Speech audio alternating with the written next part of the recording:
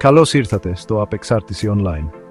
Στο σημερινό βίντεο θα μιλήσουμε για ένα από τα πιο δυνατά και συχνά παρεξηγημένα συναισθήματα που βιώνουμε, τον θυμό. Θα αναλύσουμε τις τρεις φάσεις του θυμού, πώς συνδέεται με την εξάρτηση και θα εξετάσουμε πρακτικούς τρόπους διαχείρισης που μπορούν να μας οδηγήσουν σε μια πιο ισορροπημένη ζωή. Ο θυμός, όταν κατανοηθεί και διαχειριστεί σωστά, μπορεί να γίνει ένα πολύτιμο εργαλείο αυτογνωσίας και προσωπικής ανάπτυξης. Ο θυμός είναι ένα φυσιολογικό ανθρώπινο συναίσθημα που όλοι βιώνουμε. Είναι μια αντίδραση που μπορεί να προκληθεί από διάφορες καταστάσεις και γεγονότα. Μπορεί να κυμαίνεται από έναν ελαφρύ εκνευρισμό μέχρι έντονη οργή. Αυτές οι διακυμάνσεις εξαρτώνται από το άτομο και την κατάσταση. Όταν διοχετεύεται σωστά, ο θυμός μπορεί να μας παρακινήσει να δράσουμε και να κάνουμε θετικές αλλαγές. Μπορεί να μας δώσει την ενέργεια να ξεπεράσουμε εμπόδια και να επιτύχουμε στόχους.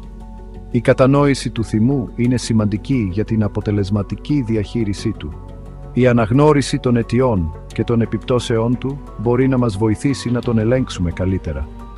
Ο θυμός συχνά πυροδοτείται από μια αντιληπτή απειλή, αδικία ή απογοήτευση. Αυτές οι αντιδράσεις είναι φυσιολογικές, αλλά πρέπει να μάθουμε να τις διαχειριζόμαστε. Η αναγνώριση των σωματικών και συναισθηματικών σημαδιών είναι το πρώτο βήμα για τον έλεγχο. Η βαθιά αναπνοή και η χαλάρωση μπορούν να βοηθήσουν. Ο ανεξέλεκτος θυμός μπορεί να βλάψει τις σχέσεις, την εργασία και την ευημερία μας. Μπορεί να οδηγήσει σε σοβαρά προβλήματα αν δεν αντιμετωπιστεί. Η ανάπτυξη υγιών μηχανισμών αντιμετώπισης είναι απαραίτητη για τη διαχείριση του θυμού και την πρόληψη των αρνητικών συνεπειών του.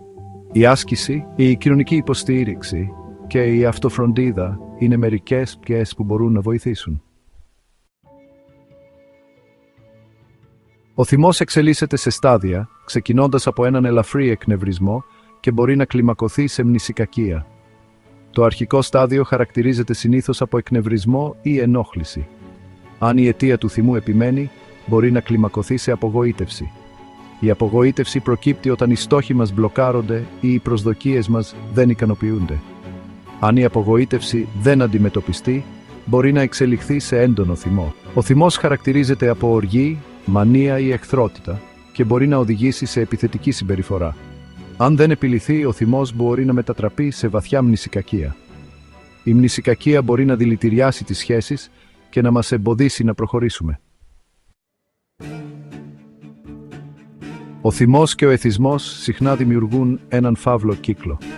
Η κατάχρηση ουσιών μπορεί να επιδεινώσει τον θυμό, να βλάψει την κρίση και να αυξήσει την παρορμητικότητα. Τα συμπτώματα στέρησης μπορούν να προκαλέσουν θυμό και επιθετικότητα. Ο θυμός μπορεί να προκαλέσει υποτροπή και η υποτροπή μπορεί να τροφοδοτήσει τον θυμό.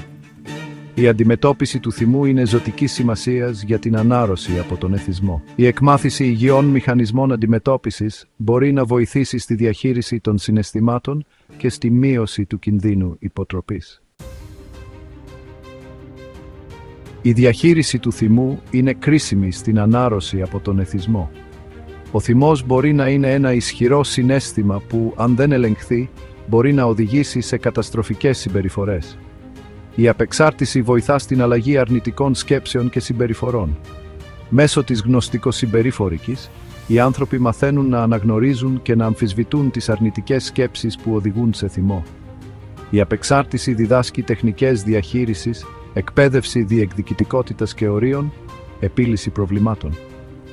Αυτές οι τεχνικές βοηθούν τα άτομα να διαχειρίζονται καλύτερα τις αντιδράσεις τους σε στρεσογόνες καταστάσεις. Η ανάπτυξη αυτογνωσίας μέσω της απεξάρτησης περιλαμβάνει την αναγνώριση των παραγόντων που πυροδοτούν τον θυμό και των πρώιμων σημαδιών. Η καταγραφή των συναισθημάτων σε ένα ημερολόγιο μπορεί να βοηθήσει σε αυτή τη διαδικασία. Διατηρώντας την επαφή με τον εαυτό μας, μπορούμε να αποτρέψουμε την κλιμάκωση του θυμού. Μιλώντας ειλικρινά για τις σκέψεις μου και τα συναισθήματα μου στον θεραπευτή μου ή σε μια θεραπευτική ομάδα, ενισχύω αυτή την αυτογνωσία. Αλλαγές στον τρόπο ζωής, όπως η τακτική άσκηση, η υγιεινή διατροφή και ο επαρκής ύπνος, υποστηρίζουν τη διαχείριση του θυμού. Η σωματική δραστηριότητα απελευθερώνει ενδορφίνες που βελτιώνουν τη διάθεση. Η ενασχόληση με ευχάριστες δραστηριότητες προάγει τη χαλάρωση και τη συναισθηματική ευεξία. Η έβρεση χόμπι που μας ευχαριστούν μπορεί να μειώσει το άγχος και τον θυμό. Αυτές οι στρατηγικές βοηθούν στη διακοπή του κύκλου του θυμού και του εθισμού. Με την υιοθέτηση αυτών των πρακτικών μπορούμε να ζήσουμε μια πιο ήρεμη και ισορροπημένη ζωή. Η συγχώρεση και η αυτοαποδοχή είναι κλειδιά για τη συναισθηματική ευεξία. Αυτές οι πρακτικές μας βοηθούν να βρούμε εσωτερική γαλήνη και να βελτιώσουμε τις σχέσεις μας με τους άλλους. Ο θυμός, η μνησικακία και η ενοχή μπορούν να εμποδίσουν την ικανότητά μας να προχωρήσουμε. Αυτά τα συναισθήματα μας κρατούν πίσω και μας εμποδίζουν να ζήσουμε πλήρως. Συγχώρεση σημαίνει να απελευθερώνουμε τον εαυτό μας από τον θυμό και τη μνησικακία. Είναι μια διαδικασία που απαιτεί χρόνο και προσπάθεια. Περιλαμβάνει την αναγνώριση του πόνου, την αποδοχή του και την απελευθέρωση από αυτόν. Είναι μια πράξη αυτοφροντίδας. Η συμπόνια προς τον εαυτό μας και τους άλλους είναι θεμελιώδης. Αυτοαποδοχή σημαίνει να αναγνωρίζουμε τις ατέλειές μας και να αγκαλιάζουμε τον εαυτό μας με καλοσύνη. Είναι η βάση για την προσωπική μας ανάπτυξη. Η αυτοαποδοχή μας επιτρέπει να ζούμε με αυθεντικότητα. Η ανάρρωση από τον εθισμό περιλαμβάνει την αντιμετώπιση των λαθών του παρελθόντος και την εξάσκηση της αυτοσυμπόνιας. Είναι μια συνεχής διαδικασία. Η αυτοσυμπόνια μας βοηθά να θεραπεύσουμε τις πληγές μας. Η συγχώρεση και η αυτοαποδοχή είναι συνεχείς πρακτικές που απαιτούν υπομονή. Χρειάζεται να τις καλλιεργούμε καθημερινά. Η καλλιέργεια αυτών των ιδιοτήτων ανοίγει τον δρόμο για την ανάκαμψη, την ανάπτυξη και τη διαρκή συναισθηματική ευεξία. Είναι το κλειδί για μια ευτυχισμένη ζωή και τη διαρκή συναισθηματική ευεξία. Η ευεξία είναι το αποτέλεσμα της συνεχούς προσπάθειας και της αγάπης προς τον εαυτό μας. Ο θυμός δεν είναι ο εχθρός μας, αλλά μια ευκαιρία για ενδοσκόπηση και ανάπτυξη. Όταν μάθουμε να τον αναγνωρίζουμε, να τον κατανοούμε και να τον διαχειριζόμαστε, μπορούμε να μετατρέψουμε την έντασή του σε δύναμη και τη μνησικακία σε συγχώρεση. Σας ευχαριστούμε που παρακολουθήσατε αυτό το βίντεο. Ελπίζουμε οι πληροφορίες που μοιραστήκαμε να σας βοηθήσουν να κάνετε ένα ακόμη βήμα προς την αυτογνωσία και τη συναισθηματική σας ισορροπία.